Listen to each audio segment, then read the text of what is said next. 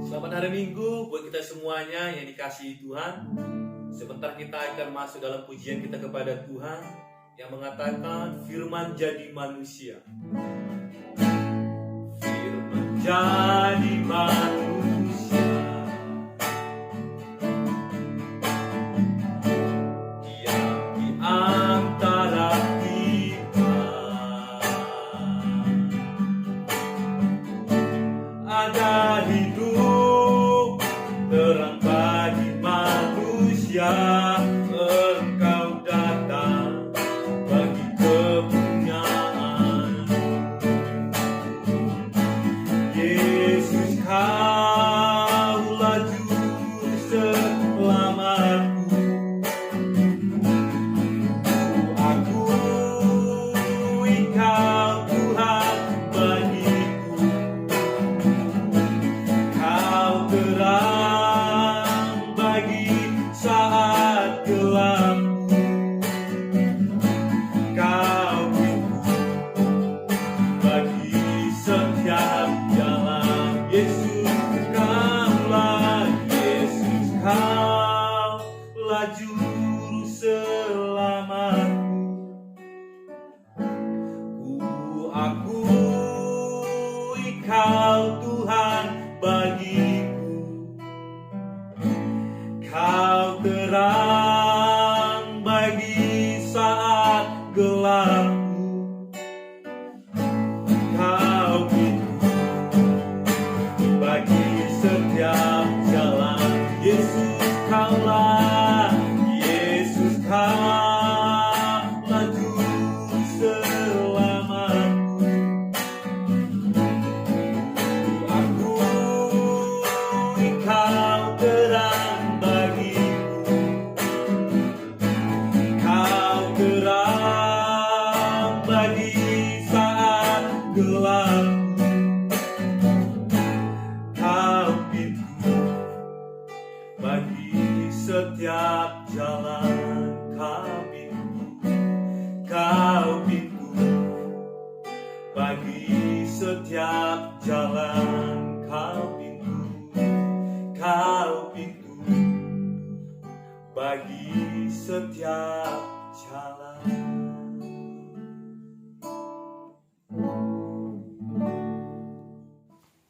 Selamat hari Minggu semuanya. Ya, senang kembali kita bisa sama-sama bertemu dan belajar firman Tuhan. Saya mau ajak setiap kita membaca firman Tuhan dari Kisah Para Rasul pasal kedua, mulai ayat yang ke-37. Kisah Para Rasul pasal yang kedua ayat yang ke-37.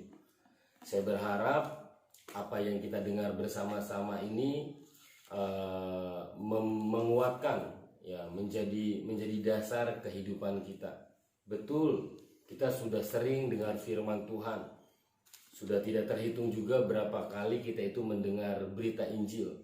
Tapi yang jadi pertanyaan, apakah benar-benar itu tertanam di hati kita sehingga dia berakar, bertumbuh dan berbuah?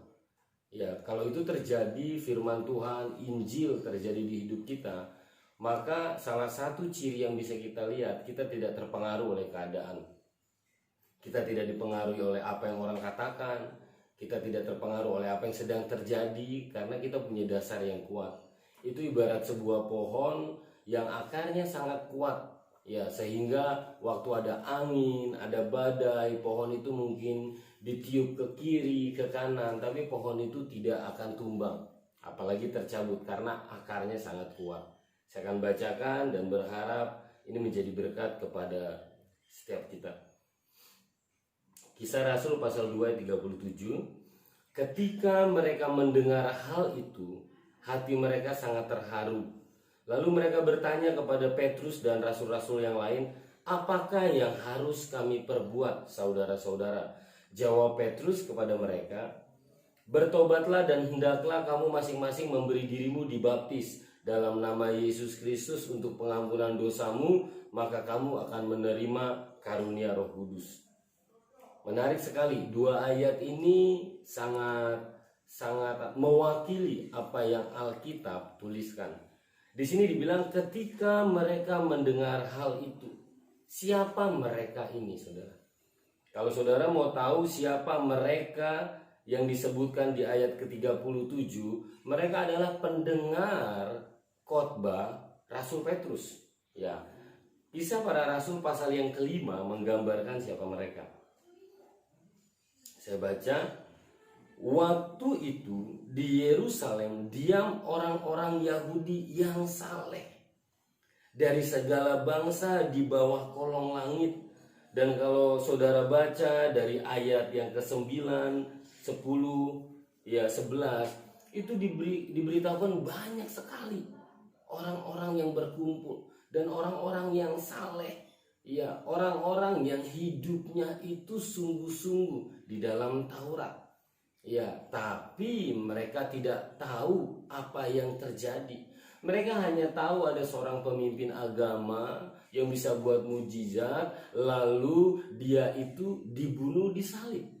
Mereka tidak merasakan apa-apa yang dramatis. Mungkin mereka cuma membicarakan itu di rumah, mereka bilang sedih, mereka bilang kasihan dan lain sebagainya. Tapi Petrus berdiri dan menceritakan apa yang sesungguhnya terjadi. Dan yang Petrus beritakan itu menjadi dasar kehidupan umat manusia yang sejak Kejadian pasal ketiga ayat ke-21 sudah diceritakan. Saudara boleh baca sendiri Kejadian pasal 3 ayat 21. Ya, di sini saya teruskan lagi. Ketika mereka mendengar hal itu, apa yang mereka dengar? Berita Injil. Apa yang mereka mendengar? Yesus yang guru, yang rabi, yang buat mujizat sesungguhnya adalah Mesias. Adalah Tuhan yang jadi manusia, mati di kayu salib, dikubur, lalu dibangkitkan hari ketiga. Sebuah pribadi yang ditetapkan, yang nabi-nabi dan orang kudus di perjanjian lama katakan, bahwa Yesus itu adalah Mesias dan mereka terlibat di dalam pembunuhannya atau mereka membiarkan itu terjadi. Saudara, begitu disampaikan kebenaran ini, hati mereka sangat terharu, mereka sedih, mereka menyesal. Mereka merasa, apa kita melakukan hal ini? Lalu di sini dikatakan, lalu mereka bertanya kepada Petrus dan rasul-rasul yang lain, apa yang harus kami perbuat? Kami sudah salah. Apa yang harus kami perbuat? Nah, saudara, ini menjadi titik balik. Disinilah lahirnya gereja. Kisah Para Rasul pasal yang kedua. Jawab Petrus kepada mereka, bertobatlah, repent. Berubahlah dari cara berpikirmu yang lama, dan hendaklah kamu masing-masing memberi dirimu dibaptis dalam nama Yesus Kristus untuk pengampunan dosamu, maka kamu akan menerima karunia Roh Kudus. Saya lompat ke ayat yang ke-41. Orang-orang yang menerima perkataannya itu, memberi diri dibaptis, dan pada hari itu jumlah mereka bertambah kira-kira 3.000 jiwa. Orang-orang yang mendengar berita Injil, orang-orang yang akhirnya sadar bahwa aku berdosa, bahwa Yesus adalah Mesias dan dia ada di dunia itu untuk menyelamatkan aku, dan di kayu salib itu sudah terjadi. Orang-orang yang mendengar dan menerima, karena belum tentu orang mendengar dan menerima, lalu memberi diri. Ini tindakan berikutnya dalam baptisan. Lalu ayat 42, setelah mereka menerima, setelah mereka itu memberi diri dibaptis, mereka bertekun dalam pengajaran. Ada pemuritan, itulah gereja yang sesungguhnya. Dan dalam persekutuan, hidup bersama-sama, dan mereka selalu berkumpul untuk memecahkan roti dan berdoa, saling berbagi, saling menguatkan. Dan ayat 43, apa yang orang luar lihat tentang mereka, maka ketakutanlah mereka semua. Mereka maksudnya orang lain. Saudara, jadi nggak masalah apa pendapat orang tentang kita, nggak masalah bagaimanapun keadaan hari ini. Kalau orang bilang dunia akan tambah rusak, virus corona mungkin nggak selesai dan lain sebagainya, tidak apa-apa. Yang paling penting kita punya dasar yang kuat. yaitu Yesus yang mati di kayu salib dan dikubur. Ya kan, darahnya dicurahkan untuk jadi darah pendamaian sehingga saya dan saudara dibenarkan. Di Kisah Rasul pasal 2 ayat 5 dibilang orang-orang saleh. Orang-orang yang berjuang untuk hidup benar. Orang-orang yang berjuang untuk bisa hidup diterima oleh Tuhan. Tapi darah Yesus, kematian dan kebangkitan Yesus membenarkan. Ini menarik sekali saudara. Saya mau ajak kita buka di dalam sebentar Yohanes pasal 1 ayat yang ke-12 dibilang, tetapi semua orang yang menerimanya, menerima Yesus sebagai Tuhan, bukan cuma sebagai manusia, bukan cuma sebagai nabi, diberinya kuasa, diberinya otoritas, bahasa aslinya exousia, diberinya otoritas supaya menjadi anak-anak Allah, yaitu mereka yang percaya dalam namanya. Saudara, mari renungkan ini. Saya berharap setiap kita bisa terus belajar, setiap kita bisa terus membuka diri. Jadi bukan apa kata orang, bukan apa yang terjadi di sekitar kita, tapi apakah kita punya fondasi yang kuat. Kembali seperti di awal saya bilang mungkin kita udah sering mendengar khotbah, mungkin kita udah sering mendengar itu firman Tuhan dan lain sebagainya, tapi apakah kita mendengar benih firman Injil lalu kita jadi tanah hati yang baik? Kalau itu terjadi, maka ada perubahan di dalam hidup kita. Saya berharap sharing firman Tuhan ini menolong setiap kita, sehingga kita fokus kepada hubungan kita kepada Tuhan. Apakah kita sudah dibenarkan? Setelah kita sudah dibenarkan, apakah kita memberi diri kita dalam baptisan, lalu kita bertekun di dalam pengajaran? Mari kita renungkan sama-sama. Ya, mari kita jalani hidup ini menjadi orang-orang yang diubahkan oleh Tuhan. Di dalam Kisah Para Rasul pasal 2 dan seterusnya, saudara akan menemukan bagaimana gaya hidup gereja mula-mula itu luar biasa. Mereka radikal, mereka memberi, mereka memberitakan Injil, mereka mengalami banyak hal yang Tuhan janjikan dalam hidup mereka.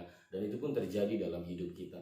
Ya, jadi tidak masalah bagaimana keadaan ini, kita tetap bersyukur kepada Tuhan, tapi yang paling penting kita hidup di dalam iman dan kepercayaan kita kepada Tuhan. Ya, jadi selamat hari Minggu, Tuhan Yesus memberkati kita. Amin.